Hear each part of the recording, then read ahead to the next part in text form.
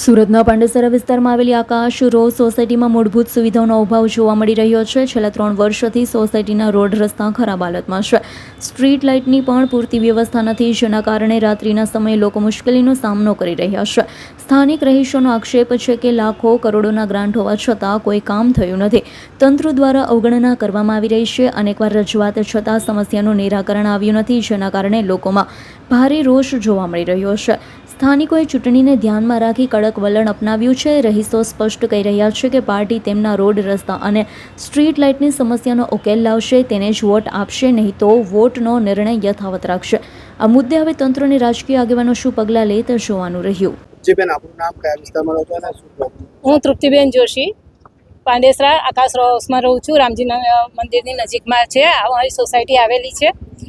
અને આજે 2 વર્ષથી કિરણબેન કરીને જે છે અમારી સોસાયટીમાં જ રહે છે. એમણે કે ભાઈ હું ભાજપમાં આગળ પડતી છું, હું ભાજપમાં છું ને આ કામ કરાવીશ, પેલું કામ કરાવીશ, આપણી સોસાયટીમાં ગટર લાઈન બધું ચોક્કસ આપણે પર્ટિક્યુલર આપણી સોસાયટીને રિનોવેશન કરીને એટલું મસ્ત બનાવી દઈશું કે આપણી સોસાયટીના દરેકે દરેક મકાનના ભાવ ઉચકાઈ જશે. અત્યારે જે આપણી સોસાયટીમાં મકાનોના ભાવ નથી આવતા તે આપણે ઉચકાઈ જશે. બીજા નંબરમાં એક મારી એસએમસીને એક રિક્વેસ્ટ છે કે જો અમારી સોસાયટીના નાણાં બાકી નીકળતા હતા આરસીના, તો તમે કેવી રીતે અમારી સોસાયટીની ગ્રાન્ટ પ્લાન જે ગટરનો છે એનો જે ગ્રાન્ટ કે જે હોય તે કેવી રીતે પાસ થઈ, અને જો એ પાસ નાણાં જો બાકી હતા તો પછી રોડ ખોદકામ કરવાનું એસએમસીએ કેવી રીતે પરમિશન આપી, અને ગ્રાન્ટના પૈસા અત્યાર સુધીમાં ક્યાં છે તે કોઈને સોસાયટીના કોઈ પણ મેમ્બરને ખબર નથી. હાલ અમારી એ માંગ છે કે અમારે જે મેઇન અત્યારે રસ્તાની જે તકલીફ છે અમારી પૂરી થવી જોઈએ. સ્ટ્રીટ લાઇટ છે એ હજુ અમને વચ્ચે તો એવું પણ કરવામાં આવ્યું હતું કે સ્ટ્રીટ લાઇટ 2 દિવસ સુધી બંધ કરવામાં આવી હતી કે આપણે લાઇટ બિલ નથી ભરાતું, સોસાયટીનું પ્રાઇવેટ ભરીએ છીએ, તો એમ કે ભાઈ નથી ભરાતું એટલે એમ કે લાઇટ હવે બંધ રાખવી પડશે. કંઈ 2-3 દિવસ સુધી લાઇટ પણ બંધ રાખેલી છે સોસાયટીમાં. ઘર દીઠ 200 રૂપિયા લેવામાં આવે છે કે ચાલો ભાઈ વોચમેન છે, બિલ ભરવાના છે, આવી રીતે કંઈ 200 રૂપિયા કરીને મેન્ટેનન્સ લેવામાં આવે છે, પણ એની કોઈ સુવિધા અમને મળતી નથી.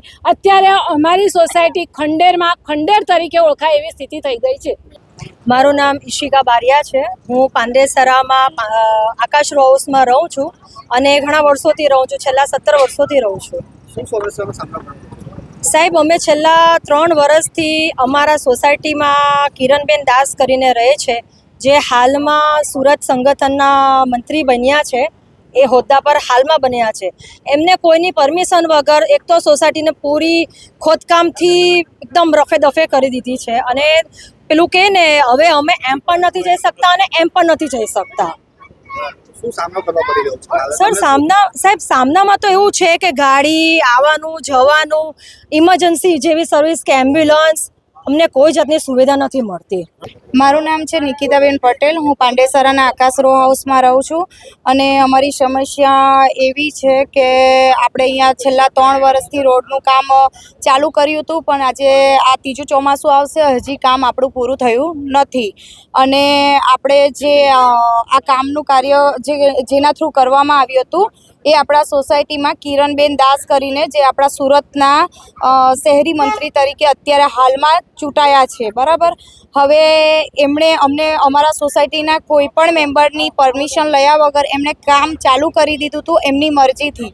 પણ આજે જ્યારે 3 વર્ષથી કામ નથી ચાલુ થયું અને આ ખંડેર જેવા રોડ થઈ ગયા છે, ત્યારે અમે લોકો સોસાયટીના દરેક વ્યક્તિ 300 થી 400 પબ્લિક ભેગા થઈને એમના ઘરે 2 દિવસ પહેલાં ગયા હતા પૂછવા માટે કે આ શું ચાલી રહ્યું છે, શું પ્રોબ્લેમ આવ્યા છે, આપણા રોડમાં શું તકલીફ થઈ છે કે કામ અટકી ગયા છે, થતા નથી.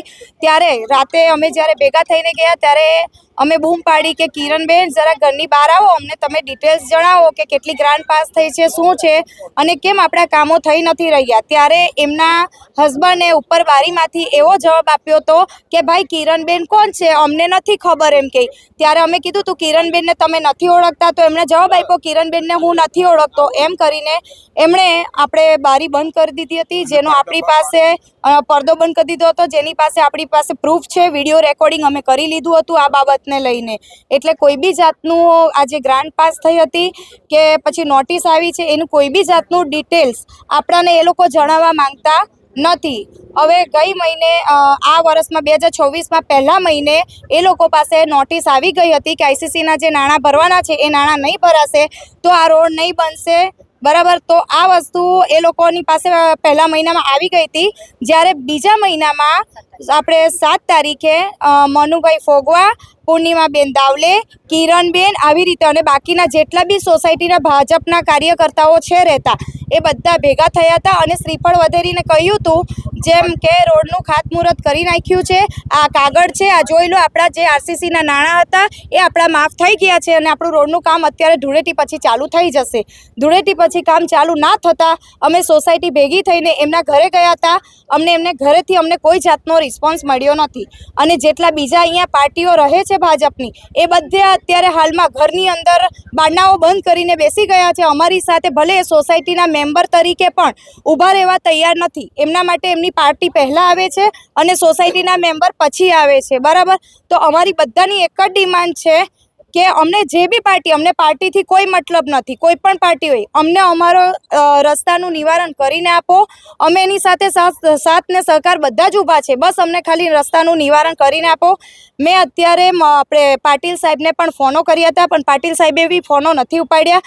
એસએમસીમાં બી આપણે કમ્પ્લેન કરી દીધી છે, ત્યાંથી પણ આપણને કોઈ રિસ્પોન્સ મળ્યો નથી. હવે અમે એક જ માંગ છે કે ભાઈ નો રોડ નો વોટ. કોઈ બી જાતની પાર્ટી અમારી સોસાયટીમાં અમે એન્ટર નહીં થવા દઈશું જ્યાં સુધી અમારા રોડ નહીં બને. પહેલાં રોડ બનાવજો, પછી કોઈ બી પાર્ટી વોટ માંગવા આવજો અને જે પણ અમને રોડ બનાવીને આપશે એ પાર્ટીની સાથે અમે આખી સોસાયટી ઊભી છે સાથ સહકાર સાથે. અમારી આટલી જ ડિમાન્ડ છે કે અમારા રોડનું કામ ચોમાસા પહેલાં પૂર્ણ કરી આપવું. જે આપણું નામ ક્યાં રહ્યું? હું ધાર્મિક જોશી પાંડેસરામાં આકાશરાવ સોસાયટીમાં રહું છું. સો બેઝિકલી એવું હતું કે અમે છેલ્લા 3 વર્ષથી રોડ રસ્તા વગર છીએ. જ્યારે આ રોડ રસ્તાનું ખાતમુહૂર્ત કરવામાં આવેલું ને ત્યારથી એમને એમ જ છે રોડ રસ્તાઓ ખોદીને મૂકી દીધા છે. એના પછીની કોઈ બી કાર્યવાહી કરવામાં આવી નથી. છેલ્લું ચોમાસું જે અમે 2 વર્ષથી ચોમાસામાં વિતાવીએ છીએ તો રોડમાં કિચડ જ હોય છે. કોઈ ઘરની બહાર નીકળી શકતું નથી અને જેટલી બી વાર તમે ચોમાસામાં જો ચારે તરફ કિચડ હોય છે એમાં કેટલા જણા સ્લીપ બી થઈ ગયા છે. ઇવન એમ્બ્યુલન્સ બી આવી શકતી નથી. જે બેઝિક નીડ છે, એકવાર એક પ્રેગ્નન્ટ લેડી હતી, એમને એમ્બ્યુલન્સની જરૂરત હતી તો એમ્બ્યુલન્સ આવી શકી નહીં હતી અને એ સ્લીપ થઈને પડી ગયા હતા અને એમનું ડેથ થઈ ગઈ હતી. તો આ અમે છેલ્લા 2 વર્ષથી અમે આ ભોગવી રહ્યા છીએ એનું જલ્દીથી જલ્દી નિરાકરણ આવે એવી અમે આશા રાખીએ છીએ.